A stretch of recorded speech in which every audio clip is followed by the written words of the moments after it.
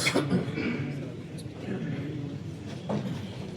الله الرحمن الرحيم الحمد لله رب العالمين والصلاة والسلام على خاتم الأنبياء والمرسلين نبينا وسيدنا محمد وعلى آله وأصحابه أجمعين.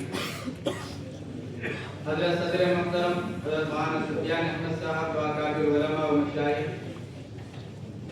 آج کا ہمارا یہ عظیم الشان سیمینار یہ محض ایک سیمینار نہیں ہے، بلکہ حضرت یہ کرنا ہے کہ یہ اپنے اکابر کو ایک طرح کا خراج عقیدت بھی ہے، اور ہمیں اور آپ کو اپنے ماضی اور اپنے اکابر سے جوڑنے کی ایک کامیاب کوشش بھی ہے کہ ہم اپنے اکابر اور اپنے مشائخ سے جڑیں. کہ ہمارا سیمینار اسی کی ایک کامیاب کوشش ہے.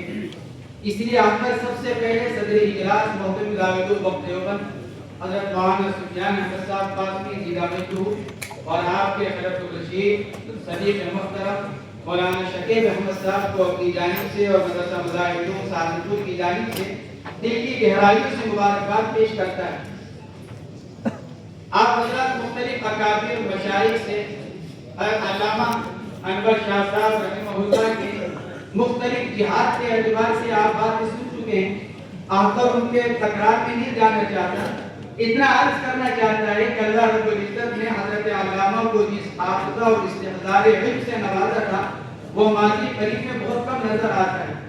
اسی علمی گہرائی و گہرائی کی وجہ سے حضرت خود فرمایا کرتے تھے کہ الحمدللہ میں کسی فن میں کسی کا مقلد نہیں ہوں، ہر فن میں مستقل رائے رکھتا ہوں سوائے علم فقہ کہ علم فقہ میں اپنے آپ کو امام اعظم کا مقلد مانتا ہوں اور بناتا ہوں، اور اس علم فقہ کے علاوہ بقیہ تمام علوم میں میں خود مجتہد ہوں اور اپنی ایسی رائے رکھتا ہوں کہ اگر ہر فن سے متعلق ابتدائی باتیں اگر میں بیان کروں تو ہر سلیم الفکر انسان میری ان باتوں کو قبول بھی کرے اور ان کو تسلیم بھی کرے. یہی وجہ کہ حضرت علامہ رحمہ اللہ کے اوپر علم اس طرح حاوی تھا کہ حضرت علامہ اگر کوئی معمولی عنوان کے اوپر عام عنوان کے اوپر بھی اگر کوئی بات فرما دیتے زبان سے یا قلم سے تو عام طور سے حضرت کی بات علمی اصطلاحات کے اوپر مبنی ہوا کرتی. کتنے ہی واقعات، ایک واقعہ حضرت مولانا انور شاہ صاحب رحمہ اللہ نے حضرت سہارنپوری کے ساتھ لکھا ہے، لیکن دوسرا واقعہ خود حضرت مفتی شفیع صاحب نور اللہ مرقدہ نے لکھا ہے کہ اکابر علماء کی مجلس میں جس طرح مولانا بدر عالم صاحب مولانا ادریس صاحب وغیرہ تشریف فرما تھے، حضرت علامہ انور شاہ صاحب کشمیری رحمۃ اللہ علیہ نے فتنہ قادیانیت سے متعلق جس کو کہ ہمارے حضرت امیر محترم نے بیان فرمایا، حضرت علامہ نے فرمایا تھا کہ میں نے فتنہ قادیانیت سے متعلق مسائل کا ایک مواد جمع کر دیا ہے، اگر میں اس کو خود تصنیف کی صورت میں مدون کروں تو میرا طرز ایک خالص علمی اصطلاح رنگ کا ہے اور زمانہ کا الرجال کا ہے. اس قسم کی تحریر کو نہ صرف یہ کہ پسند نہیں کیا جاتا بلکہ اس کا فائدہ بھی بہت محدود رہ جاتا ہے. میں نے مسئلہ قرات خلف امام پر ایک جامع رسالہ فصل الخطاب بزبان عربی تحریر کیا، اہل علم و طلبہ میں عموماً تقسیم بھی کیا، لیکن اکثر لوگوں کو یہی شکایت کرتے ہوئے سنا کہ پورے طور پر سمجھ میں نہیں آیا.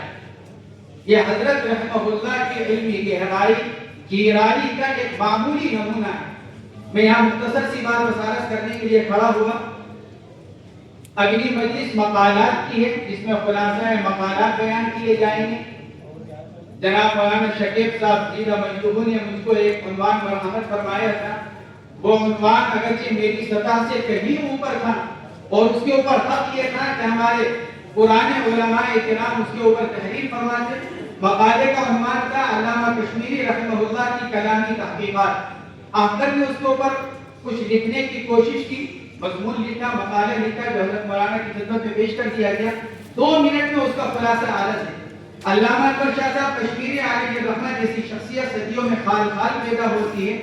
اللہ رب العزت نے آپ کو دیگر اسلامی علوم و فنون کی طرح علم کمال میں بھی کمال درجہ مہارت مرحمت فرمائی. اس علم کی افادیت و اہمیت کے قائل تھے.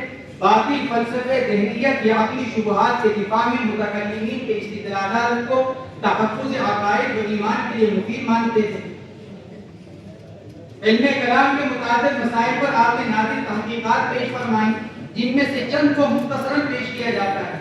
نمبر 1، علم کلام کے وہ بہت سے مسائل جن میں فلاسفہ اور متکلمین یا خود متکلمین کے مابین اختلاف رہا، شاہ صاحب نے ان میں تطبیق توفیق کا بہترین حد پیش فرمایا، جس سے نزاع بھی ختم ہو جاتا ہے اور تمام نصوص کے ظاہری تعارض کا اظہار بھی آسان ہو جاتا ہے۔ مثلا اعمال ایمان کا جز ہے یا نہیں، آخر اپنی بات کو مختصر کرتا ہے۔ نمبر 2، بہت سی وہ احادیث شریفہ جن کو عام شعبہ حدیثی اور فقہی نظریے سے دیکھتے ہیں، علامہ کشمیری رحمہ اللہ ان کو علم کلام کے نقطہ نظر سے دیکھتے ہیں، ان کا اطمینان بخش حل پیش فرماتے ہیں۔ مثلا سنن ترمذی کی ایک روایت جس میں اللہ رب العزت کے آسمان دنیا پر نزول کا تذکرہ ہے، آپ نے عرب شذی میں اس کے بارے میں لکھا، مسئلۃ الباب تتعلق بالاعتقادیات لا بالفقهیات ويكفي الاعتبار بإجمال كما في الفقه الأكبر إذ لا يعلم أحد تفصيل المسألة فليقل آمنت بالله وآمنت بهذا كما هو المراد عند الله سبحانه وتعالى۔ نمبر 3، ایمان کے معنی مفہوم کو واضح کرتے ہوئے فرماتے ہیں، ایمان کا ترجمہ جاننا یا یقین کرنا یا تصدیق کرنا اچھا نہیں ہے، ان تراجم سے ایمان کی پوری حقیقت واضح نہیں ہوتی، بلکہ صحیح ترجمہ ماننا ہے، اس سے التزام طاعت کا مفہوم بھی ادا ہو جاتا ہے۔ نمبر 4، تقدیر کی جتنی اہمیت اسلام میں ہے اس کا عقلی طور پر سمجھنا اتنا ہی دقیق اور مشکل ہے۔ اسی میں غور و خوض کر کے کتنے ہی لوگ راہ حق سے بے راہ ہوئے، تو اسی کے سامنے سر تسلیم کر کے کتنے ہی لوگ راہ خدا کے راہی ہوئے۔ فرقہ قدریہ جبریہ اسی محجر العقول فیصلہ خداوندی میں اپنی ناقص عقل کے آزاد گھوڑے دوڑا کر گمراہ ہوئے۔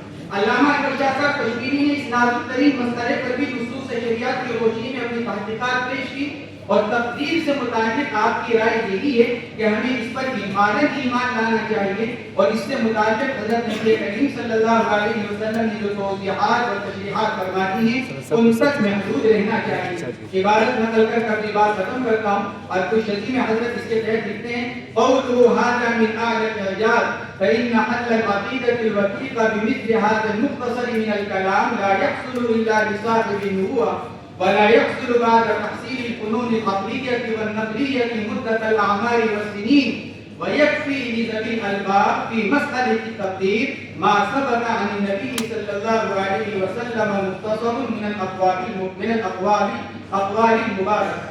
بس اللہ تبارک و تعالی ہمیں ان اکابر کا حقیقی جانشین بنائے، ان کے علوم و فیوز کی برکات سے ہم سب کو مالا مال فرمائے۔ آخر میں پھر مدرسہ مجاہدین سہارنپور کی حضرت مولانا کی خدمت میں، مولانا شفیق صاحب کی خدمت میں ہدیہ تبریک پیش کرتا ہوں۔ اللہ تبارک و تعالی ہمارے اس اجلاس کو قبول فرمائے، اور ہم سب کو اپنے اکابر کے علوم سے زیادہ سے زیادہ استفادہ کرنے کی اور ان کے نقش قدم پر چلنے کی توفیق مرحمت فرمائے۔ وآخر دعوانا الحمدللہ رب العالمین۔ ماشاء اللہ۔ اب ہم اخیر میں